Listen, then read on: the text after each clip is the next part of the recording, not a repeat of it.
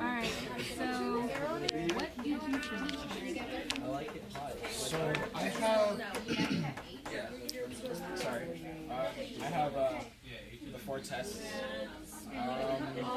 Most of these are sort of just like simple, like, kind of like, I guess sort of like, not really like a quick, like short answer kind of test, except for math. Math does actually have like equations. Like for history, it has like questions like, when did World War One or two begin, and like when did it break apart? So, all kind of like similar, like world history. For English, it's just all grammar mistakes. And then for art, it's all stuff we've learned in our history, except for math. Math is kind of spread out into these like 4 pages from like different things we learned this year, last year, in algebra and stuff from beyond. I mean, most of these were pretty easy. The only hard part was really like trying to like spend time to making sure all my math questions were correct, because I needed to do something that I knew, or selectively something that I know somebody could check. Because if we're going to do something that we didn't know, then we don't know if we're getting the right answers or not, which could affect our test results. So that was the only hard part. Everything else was pretty easy. And that's my report.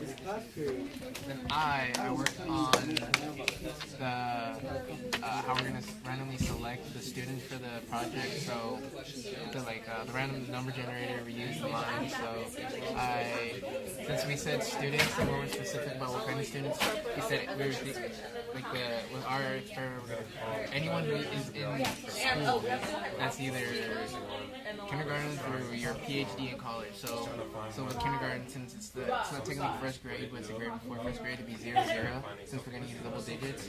And then your PhD would count that as the 20th year, because that's 8 years after the 12th grade, so it would add on like the 12th grader. So yeah, that's what I worked on. Okay, and for me, I worked on basically how our sampling is a cluster sampling, depending upon the groups of people that we're using, especially since it's in the school, so it's like we're kind of limited to our choices, but it's still, we are looking at like clusters of friends around the school, so that way we have more choice subjects. And then go.